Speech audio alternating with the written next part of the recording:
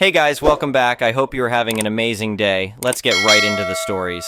The first one is a pro-revenge story. I'd recently partnered with a small production plant nearby. Our deal involved me investing some capital and designing new automated processes for them, with a 2-year outlook that wrapped up in just 8 months. It was your typical small factory setup, around 50 production workers across two 12-hour shifts running on a 2 days on, 3 days off rotation. There were also 2 production supervisors per shift and 1 maintenance supervisor overseeing each shift. The people and their attitudes ultimately made me decide to be more than just an outside contractor after I worked the night shift for a week to accommodate line upgrades that required shutdowns. That's when I met him. Let's call him Jerkface Jones. Jones seemed like an okay dude in our initial encounters, but then I heard him in full swing barking orders at his maintenance crew over the radio. He'd berate these guys who were just there doing their nightly preventative maintenance tasks on whatever machinery they were assigned to, unless something broke down and demanded priority attention, obviously. I'd never heard grown men talk to like that before, and shockingly, none of them ever mouthed off or defended themselves. He'd call them stupid over the radio if they struggled with a troubleshoot, labeled some as fat and lazy, even called this one black guy the N-word. This guy had been there since day one, and it just made me question my commitment to this company. When I raised it with the plant manager, he brushed it off as just friendly banter and claimed they rarely got complaints about Jones. Well, no kidding. Anyone who dared complain anonymously always got outed and then harassed by Jones until they got fired. Since nobody would listen, I decided to gather evidence. I started documenting every incident I witnessed, noting dates, times, who was present, and which employee rights were being violated according to state and federal guidelines. I kept a detailed spreadsheet log throughout my time on that shift. Harassment is sadly common in industrial settings, but what I learned can really torpedo a company is retaliation. If you can prove that happened, they're pretty much sunk. One night, I watched Jones tear into this 50-year-old guy who just requested 2 days off. I wanted to lose my cool, but knew it would jeopardize my whole documentation effort. The guy needed those days because his nephew had just been in a serious car accident and had multiple reconstructive surgeries scheduled. That's when I knew it was time to act. I gathered all the maintenance guys and shared the documentation with them. At first, they didn't grasp the significance, just resignedly saying nothing would change. But of course, nothing changes if you don't treat an issue as a real issue and come prepared with solid, detailed evidence. Funnily enough, Jones's excessive radio chatter ended up being a godsend because it meant there were always other supervisors overhearing and unintentionally witnessing his outbursts. With audio recordings backing up the accounts, they had no choice but to acknowledge what they'd heard. Each worker compiled their own logs. Despite my investment in this place, I urged them to at least petition for Jones's removal or threaten legal action. When they finally coordinated a day to present all the evidence, it was like one of those underdog sports movie moments. Not only did Jones get fired, but the entire atmosphere changed more than I could have imagined. The older machines ran smoother than ever during my time there, and people genuinely looked forward to coming to work again. About a week later when I came in, there was this placard on my door that said #1boss, but boss was crossed out and someone had hand-engraved the word badass underneath. I obviously took it down, but I kept it in my home office. It's probably the most meaningful thing I've ever received from a workplace. The next one is an entitled People Story. I've always loved being out on the open water. There's just something so peaceful and calming about feeling the gentle rock of the boat beneath your feet as you gaze out at the endless blue horizon. So when I finally achieved my lifelong dream of buying a boat, I was over the moon. The 40-foot yacht was my pride and joy. I spared no expense on equipping it with state-of-the-art fixtures and amenities. This baby was ready to provide me with years of sailing adventures and tranquil weekends out on the lake. Now came the tricky part, finding the perfect spot to dock my new vessel. I certainly didn't want to keep it moored out on the open water, exposed to the elements and potential vandalism. I needed a safe, secure marina with top-notch facilities. After an extensive search, I found Lakefront Marina, a privately owned marina with a stellar reputation. The owner, Stan, proudly offered me a long-term lease on a covered slip. I was thrilled. Not only would my boat be sheltered and safe, but the marina also had all the features I was looking for. Fueling docks, boat launch, ship store, maintenance services, security gate, the works. On my first day docking at Lakefront, I was impressed. Stan gave me a warm welcome and helped guide my yacht into the assigned slip. He seemed friendly enough, though I detected a hint of resentment in his demeanor, almost like he wasn't thrilled to be sharing his precious marina with outsiders. But I brushed it off, too excited about finally docking my pride and joy in this ideal location. The first few weeks went off without a hitch. I'd head to the marina on weekends to work on my boat, go for a quick sail, or just sit on the deck and admire my floating beauty. All was well, until that fateful day when I showed up at the marina to find a nasty note taped to my yacht. "Your boat is trespassing on my leased dock. Move it immediately or I'm calling the cops." The audacity of this accusation left me stunned. I figured it had to be some kind of ridiculous misunderstanding. There was no way I could be trespassing at a marina where I paid for a protected slip.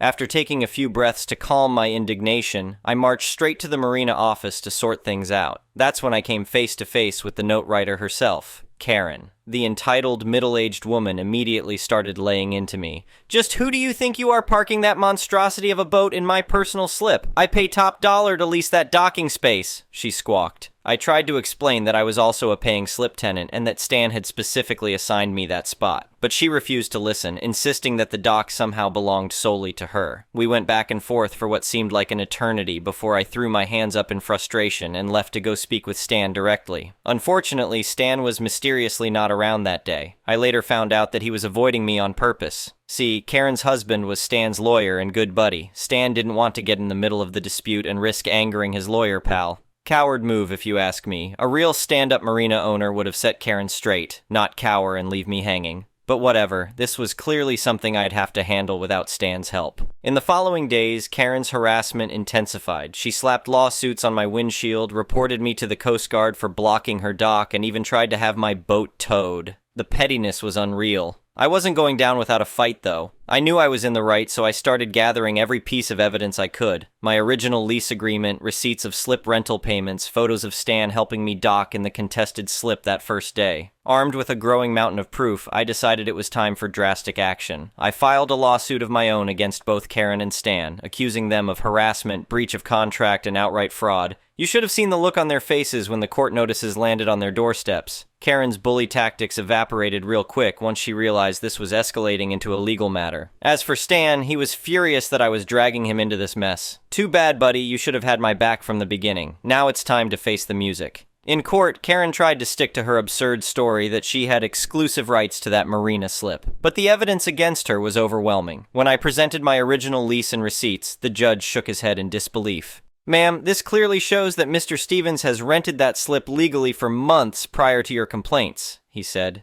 Karen's cheeks flushed red with embarrassment, but she wouldn't give up so easily. That's when Stan stepped in to defend her, insisting that there had been a clerical error and that I was mistakenly assigned to the wrong slip. "That's impossible," I countered. "I have photo proof of Mr. Lake assisting me with docking in that exact slip when I first arrived." Stan stuttered and stammered, unable to come up with a reasonable response. The judge saw right through their flimsy act. After reviewing all the evidence, it was clear who the real owner of the marina was. During my lawsuit investigation, I uncovered county records showing that the marina property was still fully owned by the Lake family. Stan was merely operating it, but had intentionally allowed others to believe they were leasing or purchasing their own slips. Armed with this game-changing information, I turned the tables on Stan and Karen.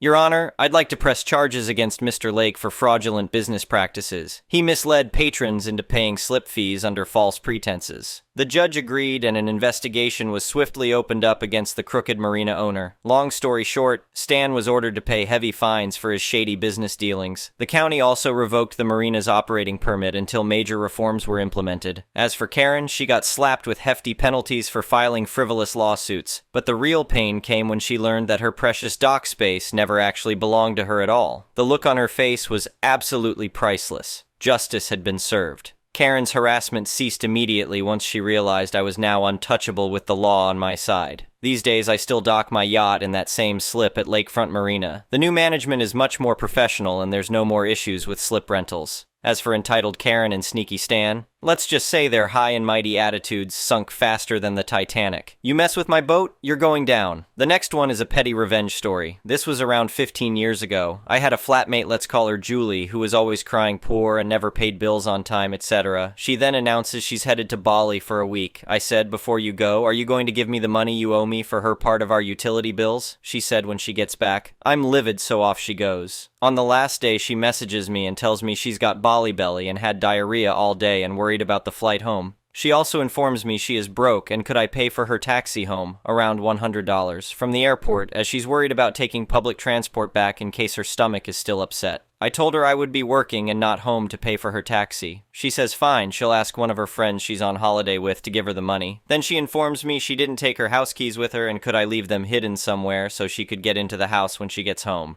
I don't reply, but I assume she thinks I will. Anyway, I wasn't really working, so I hid in my bedroom and I could see the front entrance from my bedroom upstairs and peek out the window. I watch her drive up and exit the taxi. She couldn't locate keys, so starts trying all different ways to get in. I had prepared and made sure every access point was locked up. She starts calling my phone, which I ignore. I can hear her swearing, and then she's doubled over, and before I know it, she's crapping herself. She's in a denim skirt, and it's runny. Now, I'll be honest, I was not quite expecting her crapping on our doorstep. I was more thinking she'd freak out and have to sit outside all day till I came home, but this was a far more perfect outcome. I only wish I could have filmed it. She is horrified, but changes into something from her luggage and hides her soiled clothes and suitcase in a bush in the front yard and takes off down the street. I take that opportunity to leave the house, and on my way out, whilst gagging, I placed her soiled clothes inside her suitcase. A few HRS later, I finally call her back, pretending to be on my lunch break, and she's screaming down the phone, blaming me for not leaving out her keys, and that she's been sitting outside for hours and begging me to come home to let her in. I said, sorry, I have to still finish work and have plans this evening, and she'd have to either call a locksmith or wait till I get home. She said I can taxi over my keys to her, which I refuse. She hangs up, and then I treat myself to 2 X movies at the cinema and a nice dinner.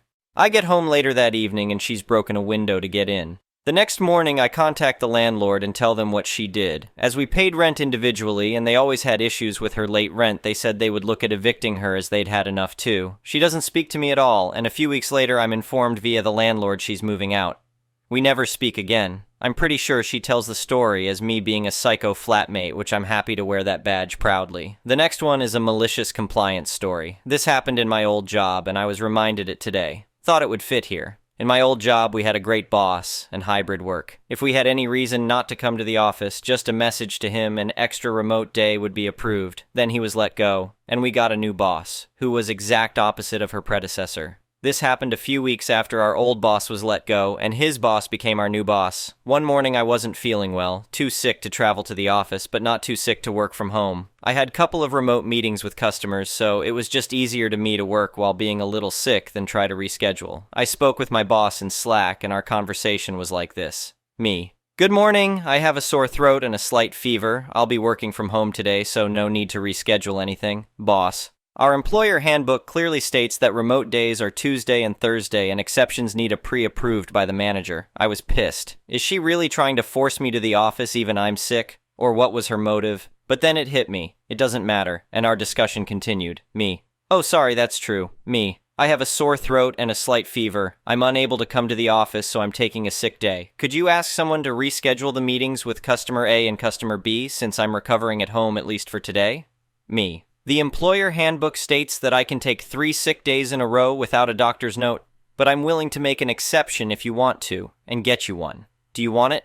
I was left on red for 10 minutes. She started typing, deleted the text, started again, and deleted it again. She was active in our chat for entire 10 minutes until I finally got a response. Boss, no, that won't be necessary. I'll ask someone to reschedule those meetings. Get well soon. My colleagues almost died on laughter when I told them why I'm having a sick day and not just work from home. Our boss didn't like me after that, but the feeling was mutual. I left the company later for a new job, but not before she was fired. The next one is an entitled people story. This happened many years ago when I lived with my parents in NY state. I had this friend who lived in another state, FL, and told me he was going to come NY and if he could visit. Many friends had visited over the years. My parents were cool with it. This is before cell phones were popular or internet easily available everywhere. I'd give the same instructions to all visiting friends. Go to Grand Central Station, go to the ticketing office, ask for Hudson Line, buy for this station. They'll tell you the track number, check the time, call me, payphone, when it leaves, take the train, keep an eye on the stations, they'll announce it on speakers. I'll pick you up at the station. This friend says no way he can do that, he'll get lost. I have to go pick him up. I tell him, dude, it's a 1H trip, 2H round trip. He replies he'll have a panic attack, he'll get lost. I caved. I took the train down, meet up, took the train back. I took him around town, he stayed the weekend, then drop him off at the station. I was relieved. All he talked about was how awesome his life was in FL. It wasn't as much fun to have him around as other friends, but I was over. Next day, he calls saying he left a t-shirt in my room. I found it and offered to mail it. He goes, oh, no worries, my parents are here and offered to drive me there. What's your address?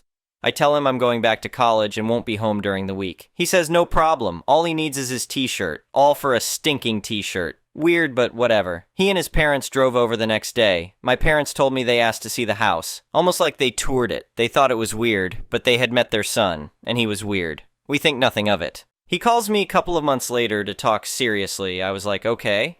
He then says how he wants to move to NY and his parents would only let him if he comes to live at my parents' house. I was like, what? Why? Isn't FL amazing? He says, thing is that I'm stripper and I can make so much money in NYC. I was like, okay. But we don't live in NYC, dude. It's 1H away by train. He says it's okay, he'll just commute. I tell him I had moved out and was living in a small studio place by school. So sorry you can't move in with my parents. He kept calling after that, but I never called him back. He eventually figured out I ghosted him. I never heard back from him. He added me once in social media, but I unfriended him fairly quick. The next one is an entitled parent's story. Oh boy, guys. I, 25F, am just at a loss here. So, some backstory. My father is a wonderful, wonderful parent. He has always wanted to be involved in my life. Parents went through a very messy divorce when I was 2 or 3, so I literally have no memory of my parents ever being together. My mom lucked out and got full custody, with my dad getting visitation, where my brother and I got to stay with him every other weekend. Basically got to see my dad 4 days a month if I was lucky, and the occasional half holiday. Anyway, on to my mom.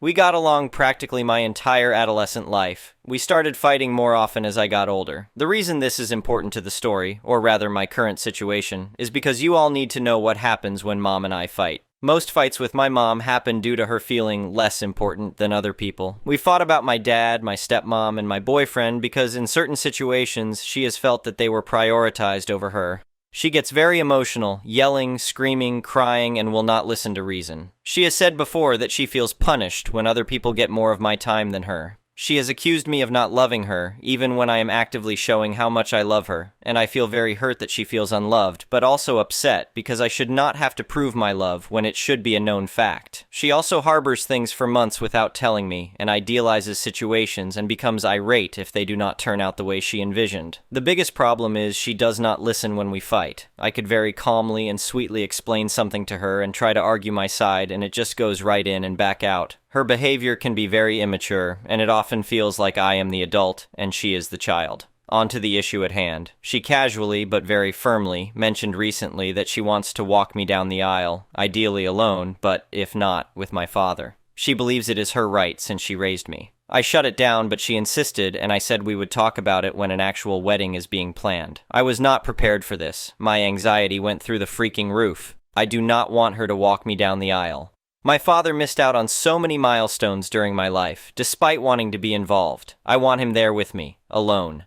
I think it's pretty rude for her to say she raised me as if my dad was some sort of deadbeat when he absolutely wasn't. This is the one thing he gets. She got everything else. She got to see me like 8x more often than my dad. Like literally experienced over 5,000 days with me during my childhood when my dad only got about 700. He is the one I want walking me down that aisle. I know my mother. This will be a huge deal, and I am not ready mentally for the fallout. I am trying to figure out the best way to handle this, hopefully getting through to her, but I just don't know. My boyfriend and I have been dating for many years, and intend to get married eventually. We don't know when, but I want a game plan for this well in advance so I can talk to my mom about it and get it situated as soon as possible. I'd rather give it time to heal than her still be bitter at the wedding. And I do want her at the wedding, and I want to go dress shopping with her, and am more than happy to have her involved in the wedding party. She just cannot walk me down the aisle. Thank you for watching. I would really appreciate it if you could like the video and subscribe to our channel if you haven't already. We'll see you again tomorrow.